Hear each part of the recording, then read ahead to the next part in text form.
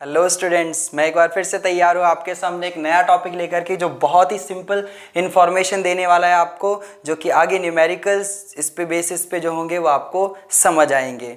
ठीक है, देखें नंबर ऑफ वॉइड्स। देखिए यहाँ पे कितने वॉइड्स हैं ये तो बात की बात है। सबसे पहले वॉइड्स होते क्या हैं?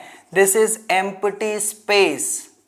जब आप पार्टिकल्स पैक करते हैं या पार्टिकल्स की जब पैकिंग होती है तो जो खाली जगह बच जाती है, जो खाली स्पेस बच जाता है, उसे एम्प्टी साइट, एम्प्टी स्पेस या हम लोग क्या नाम देते हैं? वॉइड्स बोलते हैं। ठीक, तो सबसे पहले समझा जाए कि वॉइड्स कितने होते हैं, मतलब कितने टाइप के होते हैं और उनके कितने नंबर हो सकते हैं। तो देखो, सबसे पहले जो हमें डिटेल में नहीं पढ़ना और सिंपल लेकिन है, ट्राइगोनल वॉइड। ट्राइगोनल वॉइड, ठीक है। ट्राइगोनल वॉइड समझिएगा, जैसे मान लीजिए कि आप अलग अलग ऐसे एटम्स को प्लेस कर रहे हैं। ध्यान से समझिएगा, एक ही लेयर है आपके पास और आप ये एटम्स के ऐसे स्टैकिंग कर रहे हैं। तो ध्यान दीजिए, तीन वॉइड्स आपस में कांटेक्ट में आ रहे हैं, मतलब तीन स्फीयर्स आपस में कांटेक्ट में आ रहे हैं। देखिए 1 2 3, ठीक है, 1 2 3। ये जो मैं यहाँ पे हाईलाइट कर रहा हूँ, इनको देखिए, अगर मैं इनके सेंटर को जोड़ता हूँ, ठीक है, ये ट्रायंगल, तो ये जो स्पेस यहाँ पे जो आपको नजर आ रहा है, this is what? Trigonal void को समझाने के लिए आप यहाँ पे अलग से इसको समझ सकते हैं, देख सकते हैं। ये तीन आपके एटम हैं, ठीक है, और ये जो वॉइड है, this is what? Trigonal void. Next, cubic void. Cubic void, ये सभी कहीं ना कहीं आपको हेल्प करेंगे सॉलिड स्टेट को समझने में। क्यूबिक वॉइड, देखिए क्यूबिक वॉइड का क्या मतलब है? मान लीजिए आपके पास 8 बॉल हैं। कितनी बॉल हैं? 8। 4 बॉल आप नीचे रखिए और 4 बॉल जस्ट उनके ऊपर रखिए। देखिए किस तरीके से, मान लीजिए कि ये आपके पास 8 बॉल आप रख रहे हैं। ध्यान से देखिएगा, इमेजिन कीजिए ताकि आपको ठीक तरीके से समझ। ये 4 बॉल नीचे रखी हुई हैं और 4 बॉल इन्हीं के जस्ट ऊपर रखेंगे, ठीक है। 4 बॉल जस्ट इन्हीं के ऊपर रखेंगे। तो ऊपर रखने के लिए मैं ऐसा करता हूं कि इसको यहां पे एक और फिर से बना देता हूं, ठीक है। फ्रंट में आपको ये नजर आ रहा है और ऐसे ही बैक में इनके पीछे वाली बॉल्स कुछ ऐसे ही दिखाई देंगी आपको, देखिए ऐसे, और इसके जस्ट बैक वाली आपको ऐसे नजर आएगी। होप कि आप क्लियरफाई कर पा रहे होंगे। 8 बॉल, ठीक है, 4 नीचे और 4 जस्ट ऊपर। फिर से इमेजिन करें, अगर मैं इनके सभी सेंटर्स को आपस में जोड़ दूं, सेंटर्स को आपस में जोड़ दूं, तो आपको क्या नजर आ रहा है? बिल्कुल एक क्यूब सी नजर आ रही होगी, ठीक है। तो अब ये समझिए कि जब 8 बॉल्स को आपने जोड़ा तो बीच में बिल्कुल सेंटर इमेजिन कीजिए, बिल्कुल सेंटर जो यहां पे कहीं होगा बीच में, ठीक है, वो सेंटर खाली होगा। क्योंकि कितना भी पास पास आप 8 बॉल्स को रखेंगे, फिर भी जो सेंटर होगा वहां पे कोई बॉल नहीं होगी, सेंटर में खाली जगह बच जाएगी, और उस खाली जगह को हम लोग क्यूबिक वॉइड कहते हैं। क्या कहते हैं? क्यूबिक वॉइड कहते हैं, ठीक। तो चलिए आते हैं, देखते हैं अपना नेक्स्ट, टेट्राहेड्रल वॉइड और ऑक्टाहेड्रल वॉइड। दोनों ही बहुत इंपॉर्टेंट है, ज़्यादातर हमें इन्हीं की डिटेल पढ़नी होगी। देखिए टेट्राहेड्रल वॉइड किस तरीके से बनता है। मान लीजिए आपके पास 3 बॉल हैं जो कि आपने कुछ इस तरीके से रखी हुई हैं। ध्यान दीजिएगा, 3 बॉल रखी हुई हैं, ठीक है, ये एक पीछे है और 2 आपको आगे नजर आ रही हैं। जब आप 3 बॉल जोड़ेंगे तो आपको पता है बीच में ट्राइगोनल वॉइड बनेगा, लेकिन उसके जस्ट ऊपर आप एक फोर्थ बॉल को उन तीनों के ऊपर रख दो, मतलब तीनों का जो सेंटर होगा उसके ऊपर रखेंगे। मतलब ये आप जब यहाँ रखेंगे तो कुछ इस हिसाब से अरेंजमेंट होगा, जो कि अगर मैं 2D बोर्ड पे आपको समझाने की कोशिश करूं तो ऐसा कुछ होगा, इस तरीके से, ठीक है, इस तरीके से। जिसके अगर मैं फॉर्मेट बनाता हूं तो आप ऐसे दिखा सकते हैं कि 3 बॉल हैं, तो मान लो 3 डॉट बनाए और चौथी बॉल आपके ऊपर है, ठीक है, चौथी बॉल आपके ऊपर बिल्कुल ये मान लो यहाँ पे है। तो जब आप उनके सेंटर को जोड़ेंगी, जैसे एक बॉल यहाँ थी आपकी इस साइड, एक ये रही जिसको आप एटम कहते हैं, ठीक है, एक यहाँ पे है और एक वो पीछे की तरफ है। तो इन सभी के सेंटर्स को आपस में अगर जोड़ दें, ध्यान से देखिए बच्चे, अगर आप इन सभी के सेंटर्स को जोड़ दें ठीक है, वो बिल्कुल इसके पीछे है, बैक साइड है। तो ये 3 डायमेंशनल एक पिरामिड स्ट्रक्चर सा नजर आएगा आपको, ठीक है, 3 डायमेंशनल पिरामिड स्ट्रक्चर नजर आएगा। इसी को हम टेट्राहेड्रन स्ट्रक्चर बोलते हैं। अब इन चारों बॉल्स के बीच का स्पेस इमेजिन करो, ठीक है, चारों बॉल्स के बीच का स्पेस आपने 1, 2 और 3, तीनों बॉल को इकट्ठा किया, 4th बॉल को आपने ऊपर से रखा। अब इन सभी बॉल्स के स्ट्रक्चर को अगर मैं ध्यान देखूं और इनको जोड़ दूं तो सेंटर एक होगा, उस सेंटर को हम लोग यहाँ पे सेंटर मेंशन कर देता हूं, टेट्राहेड्रल वॉइड कहते हैं, ठीक है। तो इसका मतलब हुआ कि टेट्राहेड्रल वॉइड जो है, जो खाली स्पेस है, उसके कांटेक्ट में कितने आपके एटम्स रहेंगे, 4 एटम्स, ठीक है। अगर बात करें ऑक्टाहेड्रल वॉइड की, तो नाम से तो ऑक्टाहेड्रल वॉइड 8 से रिलेटेड लग रहा है, लेकिन होता 6 से रिलेटेड। जरा चेक करें ध्यान से। मान लीजिए कि ये आपके 3 एटम, आपने क्लोज पैकिंग स्ट्रक्चर में बहुत ध्यान से देखा होगा, 3 एटम इस तरीके से हैं और जो अगले 3 एटम हैं वो ऐसे ऊपर की लेयर में प्रेजेंट है, अगले 3 एटम ऊपर की लेयर में प्रेजेंट है। ये मान लीजिए 3 जो है आपके इस तरीके से और उसके अपोजिट अलाइनमेंट में 3 उसके ऊपर, मतलब ये जो स्पेस रहेगा इसे हम लोग बोलते हैं क्या, ऑक्टाहेड्रल। इसको और क्लियर समझने के लिए आप ऐसा मान लें कि जो ऊपर वाला अरेंजमेंट है उसके तीनों सेंटर को मैंने जोड़ लिया इस तरीके से, 1, 2 और 3। जो नीचे वाला अरेंजमेंट है उनके तीनों एटम्स के सेंटर को मैंने जोड़ दिया कुछ ऐसे। ध्यान दीजिएगा, ऊपर वाले को मैंने डॉट से दिखाया और नीचे वाले को मैंने डार्क लाइन से रिप्रेजेंट किया। तो कुछ इस हिसाब से आपको ये देखने को मिलेगा। लेकिन यहाँ से भी ये वॉइड की स्ट्रक्चर क्लियर नहीं होती है, तो इसके लिए मैं आपको एक और तरीके से इसे समझा देता हूँ। देखिए ध्यान से, जरूर समझ आएगा, आप ध्यान से बस चेक कीजिएगा। ऊपर वाले 3 एटम का सेंटर जोड़ने पे एक ट्रायंगल बना, ठीक है। अब उसी तरीके से नीचे वाले एटम्स का सेंटर जोड़ने पर एक ट्रायंगल बन रहा है। ध्यान से दीजिए, इनके ट्रायंगल की डायरेक्शंस, मतलब इनके जो वर्टिसेस की जो पॉइंटिंग डायरेक्शन है वो अपोजिट है, कि अगर ये वाला आगे है तो ये वाला इसका बैक साइड अलाइंड है। और अब मैं इन सबको अगर जोड़ देता हूं, ध्यान से देखिए, मैं इन सभी पॉइंट्स को आपस में जब जोड़ने वाला हूं तो आप एक स्ट्रक्चर इमेजिन कीजिएगा। ये स्ट्रक्चर जो है टेट्राहेड्रन होती है, बिल्कुल ऐसे फॉर्मेट में आएगी। अगर आप इमेजिन करेंगे तो कुछ ऐसे फॉर्मेट में आएगी। ध्यान से देखिएगा, कुछ इस तरीके से ये स्ट्रक्चर आपको देखने को मिलेगी, कुछ इस फॉर्मेट में, जो कि आपने ऑक्टाहेड्रल स्ट्रक्चर SF6 जब आपने पढ़ा होगा तो कुछ इस टाइप के फॉर्मेट में ये स्ट्रक्चर बनी थी। देखो, जितनी अच्छी आपकी इमेजिनेशन होगी आप उतना अच्छा ही ये टॉपिक सीख पाओगे। इस टाइप की शेप बनेगी, इसी को हम लोग ऑक्टाहेड्रल स्पेस बोलते हैं या ऑक्टाहेड्रल वॉइड। हमें ये बनाने नहीं है, हमें सिर्फ समझना है कि शेप कैसी है। हमें इन सभी की कैलकुलेशन करनी है कि किसी भी अरेंजमेंट, किसी पैकिंग के अंदर ये कितने बनते हैं। तो आइए देखते हैं कि इनकी संख्या किस तरीके से पैकिंग में जस्टिफाई होती है। देखिए बच्चों, आपके सामने एक लाइन लिखी हुई है कि number of tetrahedral and octahedral voids. Please ये जो आपके सामने लिखा हुआ है इसे बिल्कुल भी लीनियंट मत लीजिएगा, बहुत ही ज्यादा इंपॉर्टेंट है। इस पे बेस्ड बहुत अच्छे न्यूमेरिकल्स आते हैं। टेट्राहेड्रल और ऑक्टाहेड्रल वॉइड्स की संख्या, नंबर कहां, FCC या जिसे हम लोग CCP बोलते हैं, क्या, क्यूबिक क्लोज पैकिंग, या जिसे बोलते हैं फेस सेंटर्ड क्यूबिक, और दूसरा HCP। इनके अंदर हम लोग टेट्राहेड्रल और ऑक्टाहेड्रल वॉइड्स की संख्या निकाल रहे हैं।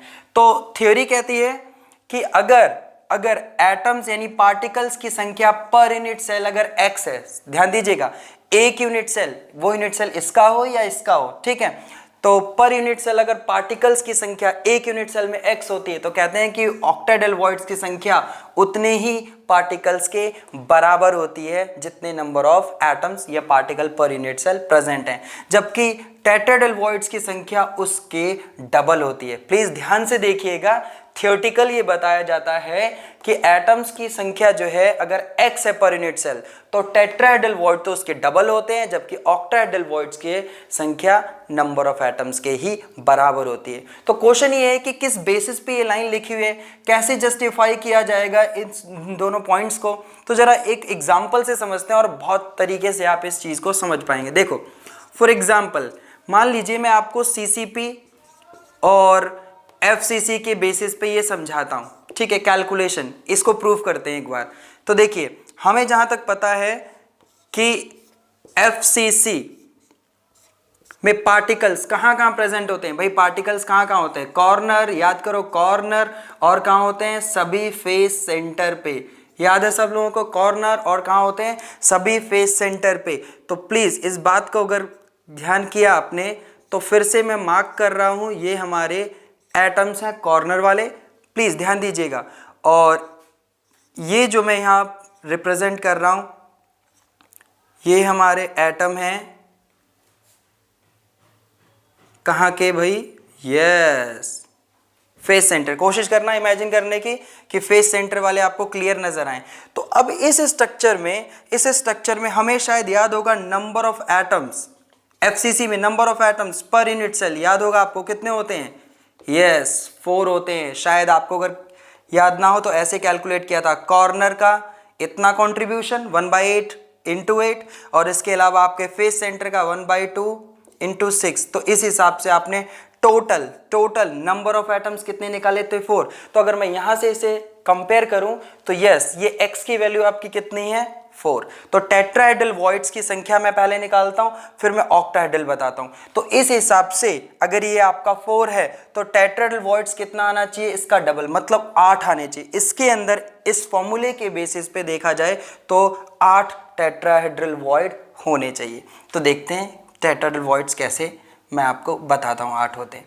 तो इस चीज को मैं एक और रिप्रेजेंटेशन से समझाता हूं, इसको मैं यहां पे ड्रॉ कर रहा हूं, ठीक, डॉट लाइन से।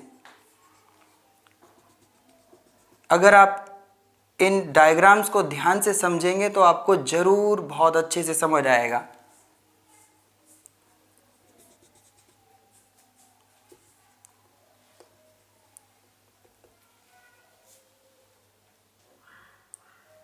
तो इस हिसाब से ये पूरा हो गया। अब देखो मैंने इसके कुछ पार्टीशंस भी कर दिए, पूरी क्यूब के पार्टीशन कर दिया। मैं आपके सामने एटम्स को लोकेट कर रहा हूँ, ध्यान से समझिएगा।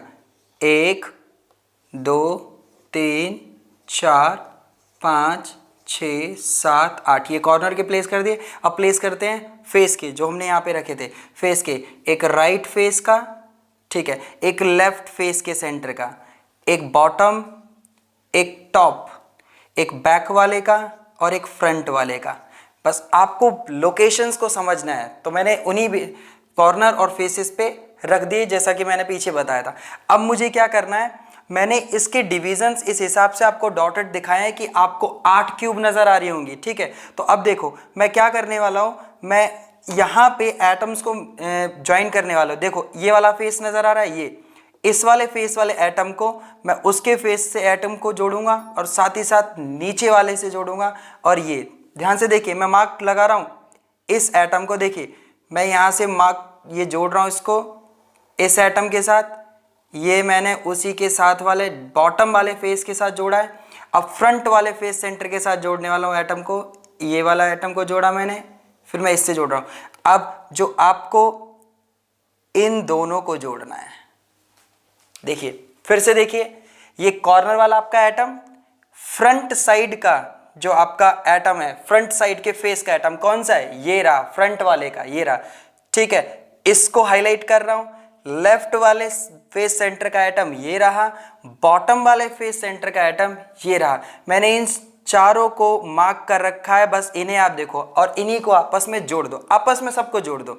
तो जब आपस में, जैसे मैंने इसको इससे जोड़ा, ठीक है, बॉटम वाले को अपने आगे वाले फेस वाले से जोड़ा, फिर अपने लेफ्ट वाले फेस सेंटर से जोड़ा, इन तीनों को आपस में जोड़ा और इस कॉर्नर के साथ। तो इस हिसाब से अगर आप ध्यान से समझ पा रहे हो तो ये जो सबसे छोटी 1/8 क्यूब है, 1/8 क्यूब, ध्यान दीजिए 1/8 क्यूब, यानी कि 8 में से एक 8, टोटल 8 में से कोई एक 8। तो उसके लिए फेस सेंटर में अगर देखा जाए तो कुछ ऐसा करके आपका अरेंजमेंट आपको देखने को मिलेगा। ठीक है, यहाँ पे ये कॉर्नर हुआ, एक ये कॉर्नर हुआ, एक ये, और आपका उस साइड वाले का कॉर्नर ये वाला। तो अब जरा देखिए मैं यहाँ पे भी ड्रॉ करता हूँ आपके लिए, अगर आपको वहाँ से समझ ना आ रहा हो तो ये सिर्फ ये ट्रायंगुलर टाइप आप देखिए ध्यान से, और ये आपका क्या हुआ, टेट्राहेड्रल वॉइड। तो आप खुद सोचिए कि एक एफसीसी, एक जो एफसीसी लैटिस है उसमें पूरे में एक 1/8 क्यूब में एक टेट्राहेड्रल वॉइड बन रहा है, तो राइट वाले में, फिर पीछे वाले में, फिर उसके पीछे नीचे 4 और 4 ऊपर, यानी कि टोटल टेट्राहेड्रल वॉइड्स की संख्या इस हिसाब से जो है वो 8 होगी, which is quite twice of the number of atoms which is present in per unit cell. तो इस हिसाब से देखते हैं आपका ऑक्टाहेड्रल वॉइड में कितने हैं। तो आइए देखते हैं कि ऑक्टाहेड्रल वॉइड्स की संख्या कैसे निकालेंगे। तो ध्यान दीजिए, फिर से मैंने क्यूबिक अरेंजमेंट बनाया हुआ है, मैंने जो एग्जांपल ले रखा है वो है एफसीसी या फिर सीसीपी का। ठीक है, तो हमें एटम्स की पोजीशंस पता है, corner as well as face centre. तो देखिए सबसे पहले मैं यहाँ पे फेस सेंटर के एटम को मेंशन कर रहा हूँ, प्लीज़ ज़रा ध्यान से समझिएगा फेस सेंटर के एटम को, और इसको क्लियर रिप्रेजेंट करने के लिए मैं यहाँ पे लाइन बना देता हूँ जिससे आपको ये साफ पता लगे कि कौन सा फेस सेंटर का एटम कहाँ पे प्रेजेंट है। ये आपको बहुत अच्छे से समझाएगा कि कहीं ना कहीं इस तरीके से फेस सेंटर के एटम जुड़े हुए हैं। अभी कॉर्नर वाले एटम्स को मैं नहीं हाईलाइट कर रहा हूं क्योंकि मैं आपको ऑक्टाहेड्रल वॉइड समझा रहा हूं। तो ये 6 फेस सेंटर के एटम को अगर आप जोड़े, ध्यान से समझिएगा, अगर आप इन्हें फेस सेंटर के एटम को जोड़ते, जरा देखो ये मैं इन सबको आपस में कनेक्ट कर रहा हूं, ध्यान से देखिए कनेक्ट कर रहा हूं, और ये इन सबको ऊपर वाले और इन्हीं सबको नीचे वाले एटम से मैं जोड़ता हूं, तो आपको क्या एक ऑक्टाहेड्रल स्ट्रक्चर देखने को मिल रही होगी। सो इसका मतलब ये हुआ कि ऑक्टाहेड्रल वॉइड्स की संख्या 1, यानी कि वन ऑक्टाहेड्रल वॉइड कहां पे प्रेजेंट है, is present at body centre. Body centre मतलब पूरे क्यूब के बीचों बीच बॉडी सेंटर। लेकिन फॉर्मूले के हिसाब से अगर इसमें पूरे में कॉर्नर के एटम में आप मेंशन कर देता हूं आपके लिए, ठीक है, ताकि आपको क्लियर न समझ आ गया है।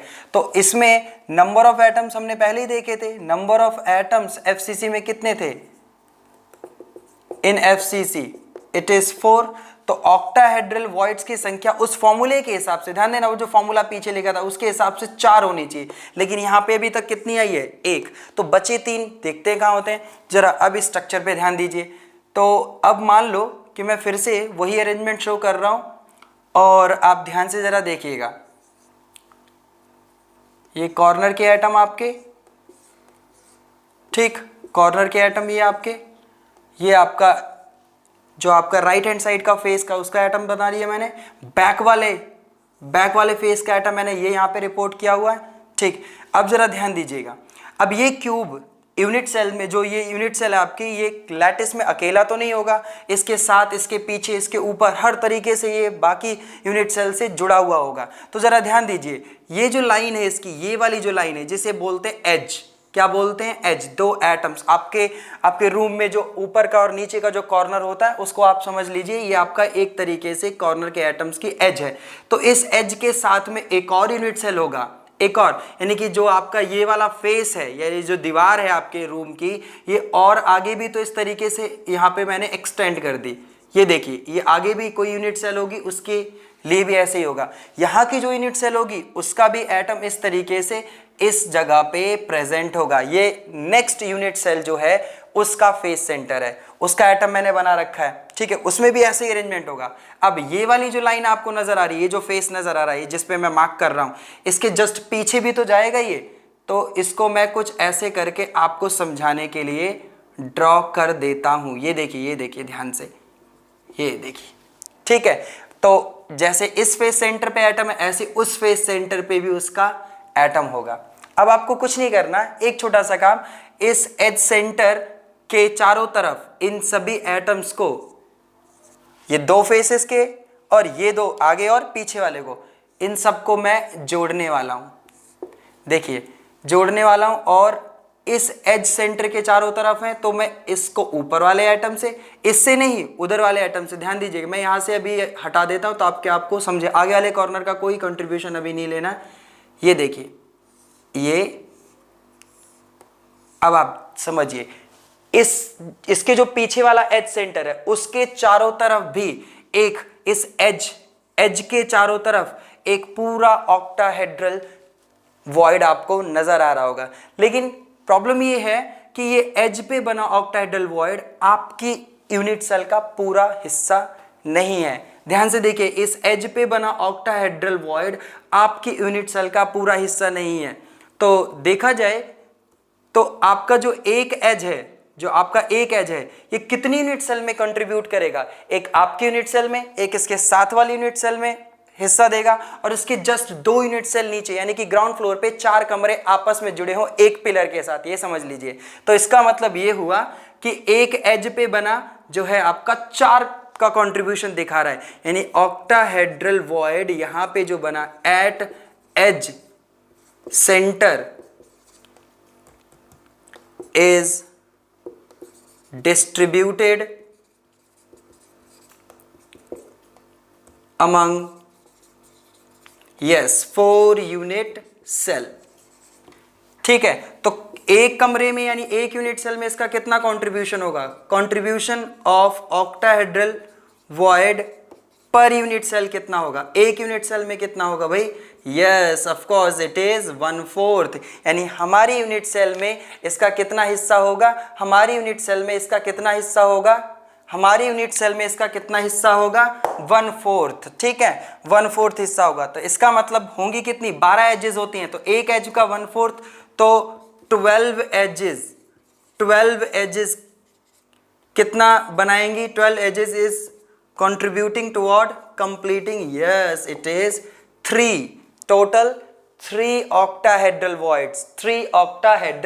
voids now it is completing। तो एक बन रहा था सेंटर पे और बाकी के 3 बन रहे हैं कहां पे?